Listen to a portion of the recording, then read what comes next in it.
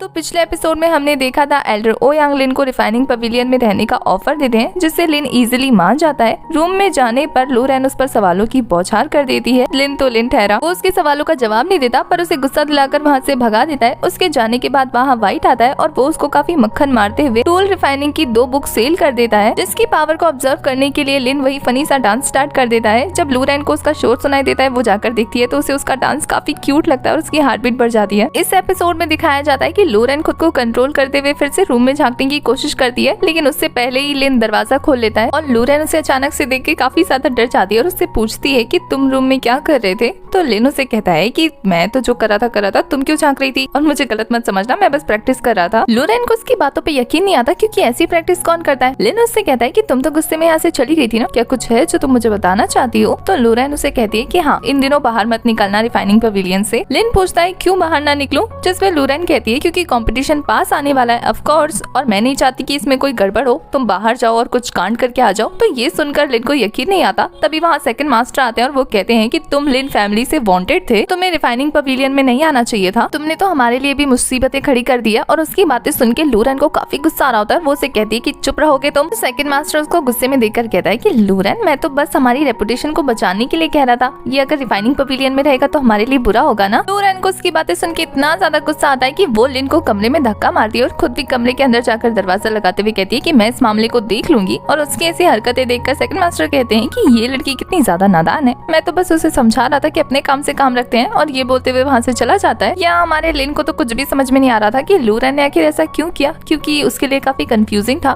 लोरेन उसे कहती है कि मुझे गलत मत समझना, अब मैं दोबारा तुमसे इन्वेस्टिगेशन नहीं कर सकती क्योंकि इतना टाइम नहीं है मेरे पास। मैंने बस गलती से सुन लिया था कि मास्टर और एल्डर ओ यांग बात कर रहे थे इस बारे में। जैसे ही तुमने रिफाइनिंग पवेलियन में कदम रखा था, तुम्हारे पीछे लिन फैमिली का एक आदमी पड़ा था जो कि तुम्हारे पीछे पीछे यहाँ आ चुका है। मुझे नहीं लगता कि वो लोग यहाँ पर कुछ सीन क्रिएट करने की हिम्मत कर सकते हैं, इसलिए वो लोग गेट पर तुम्हारा इंतजार कर रहे हैं। क्योंकि वहाँ पे खड़े गार्ड से हमें इन्फॉर्मेशन दी थी कि वो लोग थोड़े सस्पिशियस लग रहे थे, इसलिए गार्ड ने उन्हें पकड़कर उनसे क्वेश्चन किया तो उन्हें पता लगा इस बारे में। मैंने सुना है कि लिन फैमिली के ग्रैंड यंग मास्टर यहाँ पे आए हैं तुम्हें मारने के लिए इस टाइम पे, इसलिए तुम्हें अपना ख्याल रखते हुए थोड़ा केयरफुल रहना होगा। तो उसकी ऐसी बातें सुनकर लिन कहता है कि लिन फैमिली का यंग मास्टर वो क्या चीज है। और उसकी बातें सुनकर लोरेन कहती है तुम्हें नहीं पता वो अलाइनमेंट के रियल 5th लेवल पे है। इस बात को सुनकर लिन कहता है कि अच्छा 5th लेवल पे है, मैं तो उन्हें अपने एक हाथ से ही कंट्रोल कर लूं। और उसकी बातें सुनकर लोरेन को इतना गुस्सा आ रहा होता है, वो कहती है कि तुम फेंको, बस फेंकते रहो यहाँ पे। और वो गुस्से में पैर पटकती हुई वहाँ से जाने लगती है और कहती है मेरा काम था बताने का तो मैंने बता दिया, आगे अपना खुद देख लेना और कोशिश करना कि रिफाइनिंग पवेलियन को इन सारे मैटर से दूर रखो। और गुस्से में गेट पटकती हुई फिर से वहाँ से चली जाती है। इसके बाद आधी रात का सीन दिखाया जाता है जहाँ लिन फैमिली के एक मेंबर को दिखाया जाता है जो कि चुपके रिफाइनिंग पवेलियन में एंटर होता है। लिन के कमरे में जाता है जहाँ लिन अपने टूल को रिफाइन कर रहा होता है। लिन को जैसे ही पता लगता है कि उसके कमरे में कोई आ गया है उस पर हमला करने के लिए, तो वो भी अपने थंडर डैगर के साथ उस पर अटैक करने के लिए आगे बढ़ता है। इससे वो आदमी भी अपनी स्वॉर्ड निकाल लेता है। लिन उस पर रश थंडर का अटैक करता है जिससे वो अपने स्वॉर्ड से आसानी से रोक लेता है और दोनों ही फोर्स की वजह से पीछे हट जाते हैं। लिन उसे देखकर कहता है तो तुम सच में यहाँ आ गए हो। और वो आदमी उसे देखकर कहता है कि तुम ये पवेलियन छोड़कर यहाँ से चले जाओ। और वो ऐसा कहते ही अपनी पावर को रिलीज करके अपने ऑरा को बढ़ा देता है। लिन उसे देखकर कहता है कि तुम मेरा पीछा छोड़ दो, मैं यहाँ से चला जाऊंगा। इतना सुनना था कि उस आदमी को गुस्सा आ जाता है और वो अपनी स्वॉर्ड की फायर फ्लेम से अटैक कर देता है। लिन उसकी सभी अटैक्स को ब्लॉक कर रहा होता है और साथ ही वो कहता है कि अगर तुमने मेरी बात नहीं मानी ना तो मुझे मजबूर मत करना, मैं कुछ भी कर सकता हूँ। और फिर वो अपने हाथ से अपनी पावर को रिलीज करने लगता है। ये देखकर वो आदमी काफी ज्यादा घबरा जाता है और थोड़ी देर बाद वो खिड़की से नीचे गिरता है क्योंकि लिन ने अपनी पावर की मदद से उसे नीचे फेंक दिया था। और कहता है कि तुम लिन फैमिली के चमचे, जाकर बता देना अपनी लिन फैमिली को कि मैं अब इस पवेलियन से कहीं नहीं जाने वाला। और ऐसा कहते ही वो अपनी पावर को रिलीज करता हुआ दरवाजा बंद कर लेता है खिड़की का। लिन फैमिली का वो मेंबर लिन की बातें सुनकर सोच रहा होता है कि आशा करता हूँ कि ऐसा ही करे, और फिर ऐसा बोलते हुए वो वहाँ से चला जाता है। नेक्स्ट मॉर्निंग का सीन दिखाया जाता है जहाँ लिन को इतना मना करने के बावजूद भी वो शहर पे मंडराने के लिए निकल चुका होता है। और तभी उसके पास वाइट आता है और वो कहता है कि क्या तुम लिन फैमिली के पास जा रहे हो फाइट करने के लिए। तो लिन उसकी बात को इग्नोर करते हुए आगे बढ़ता हुआ कहता है कि नहीं, मुझे बस एक चीज क्लियर करने जाना है, बस उसी लिए जा रहा हूँ। उसकी बात सुनकर वाइट वहाँ से गायब हो जाता है। तभी लिन नोटिस करता है कि आसपास एक जगह काफी ज्यादा भीड़ जमा हो रखी है जहाँ एक आदमी गुस्से से कुछ लोगों को घूर रहा है और वहाँ लिन फैमिली भी है। लिन उस भीड़ में घुसकर ऑब्जर्व करने की कोशिश कर रहा होता है सिचुएशन को कि तभी उसे सुनने को मिलता है कि सन फैमिली और लिन फैमिली के बीच में यहाँ पे फाइट हो रही है। एक बार पहले भी इनकी फाइट हुई थी लेकिन हमें लगा था कि सन्स फैमिली के डिसेंडेंट्स सारे के सारे हार गए होंगे, पर ये तो अभी भी सही सलामत है। और तो और मैंने सुना है इनके सन हुआई को चांस मिला है सेक्ट में एंटर करने करने का। आज तो लिन फैमिली गई, आज तो उनका आखिरी दिन लगता है क्योंकि उनके सारे स्टूडेंट थे वो पिट पिट कर अलग हो रहे होते हैं। तभी सन फैमिली का एक स्टूडेंट कहता है कि लिन फैमिली इतनी बड़ी है लेकिन कोई भी मेरे भाई का पंच खाने वाला नहीं है यहाँ पर, जो कि बेडी सिटी की नंबर 1 फैमिली हुआ करती थी।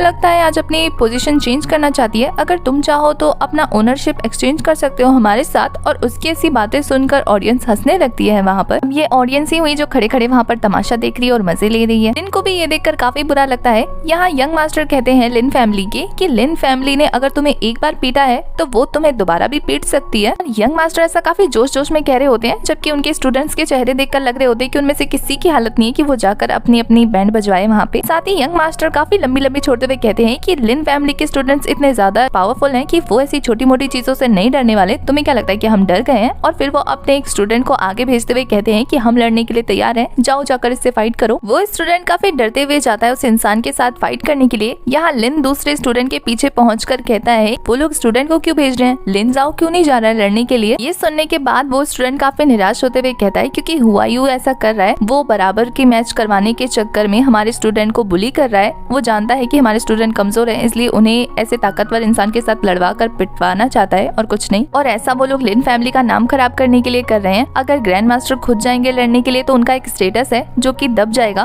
तो वो लोगों के सामने से खुद को नीचा नहीं दिखा सकते ना। तो लिन उस स्टूडेंट से कहता है कि जब हमें पता है कि वो लोग हमें अब्यूज कर रहे हैं तो फिर लिन शाओटियान इसमें कुछ क्यों नहीं कर रहे हैं, वो तो ये सब चीज रोक सकते हैं ना। तो वो स्टूडेंट फिर से लंबी सांसें लेते हुए कहता है कि बहुत सारे लोग हमें देख रहे हैं और हम अपनी रेपुटेशन को दांव पे नहीं लगा सकते हैं। सन फैमिली हमें इनवाइट कर रही है लड़ाई करने के लिए और हम ऐसे पीठ दिखाकर नहीं जा सकते। वहीं दूसरी तरफ दिखाया जाता है कि वो स्टूडेंट जैसे ही उस आदमी से लड़ने जाता है उसके हाथों एक जोरदार पंच खाकर दूर जाकर गिरता है, जिससे तो अब नहीं लगता कि वो उठ भी पाएगा। और वो स्टूडेंट कहता है कि हमें अपनी रेपुटेशन का ख्याल तो रखना पड़ेगा ना। ये देखकर लिन कहता है कि क्या एक इंसान की जान की कीमत से भी ज्यादा रेपुटेशन प्यारी है। इस पे तो वो स्टूडेंट भी कुछ नहीं बोल पाता है। दूसरी तरफ जिस स्टूडेंट को चोट लगी थी उसका एक साथी आकर उन लोगों पर चिल्लाने लगता है कि तुम लोग ये सब अच्छा नहीं कर रहे हो, ये तो काफी ज्यादा हो गया है। तुम कह रहे हो कि तुम बराबर की टक्कर वालों का मैच करा रहे हो, जबकि ऐसा कुछ भी नहीं है। ये तो सही से एनलाइटमेंट रियल में भी नहीं पहुंचा है और तुम इसकी फाइट एक ऐसे इंसान से करा रहे हो जो ऑलरेडी स्पिरिचुअल प्रैक्टिशनर है। और उसकी ऐसी बातें सुनकर सन फैमिली के स्टूडेंट को इतना ज्यादा गुस्सा आ जाता है कि वो गुस्से में कुछ भी बख्तावास के पास आता है और उसको काफी जोर जोर से किक करके बुली करने लगता है और काफी ज्यादा खराब लैंग्वेज का यूज कर रहा होता है उसके लिए। उस स्टूडेंट को इतनी बुरी तरीके से पिटता हुआ देखकर लिन फैमिली के एल्डर को भी काफी गुस्सा आ रहा होता है, लेकिन वो भी कुछ नहीं कर पाते हैं। और वहाँ वो स्टूडेंट काफी खुश हो जाता है क्योंकि उसके आगे खड़ा होने वाला कोई नहीं था। ताकि जब वो स्टूडेंट यंग मास्टर जाओ की तरफ बढ़ रहे होते हैं तो वो भी डर से कांपने लगते हैं। और वो यंग मास्टर जाओ के पास पहुंचकर कहता है कि आप 5th लेवल पर है, लेकिन यकीन नहीं आ रहा कैसे पत्ती की तरह कांप रहे हैं। और फिर वो काफी गुस्से में यंग मास्टर जाओ का गला दबाते हुए कहते हैं कि एक काम क्यों नहीं करते, आप स्टेज पर जाकर फाइट क्यों नहीं करते। और उसको ऐसा देखकर बाकी सभी लोग घबराने लगते हैं और वो लोग कुछ भी नहीं कर पाते। और इधर वो स्टूडेंट यंग मास्टर जाओ को उठाकर स्टेज पर पटक देता है क्योंकि सीधा उस फाइटर के पैरों में जाकर गिरता है और वो फाइटर काफी गुस्से में उन्हें घूरने लगता है। तभी सन फैमिली का स्टूडेंट अपने भाई को कहता है कि ये आपको फाइट के लिए चैलेंज कर रहे थे तो इनको अच्छे से मजा सिखा दीजिए। यंग मास्टर उसके सामने बीगी बिल्ली बनते हुए कहते हैं नहीं नहीं, मैंने ऐसा कुछ नहीं कहा, मैं तो हार मानता हूँ, मुझे तो फाइट करनी ही नहीं है, तुम जीत गए तो फिर फाइट को रोक देते हैं। और ऐसा बोलते हुए काफी डरने लगते हैं और इसी के साथ हमारा ये वाला एपिसोड हो जाता है खत्म।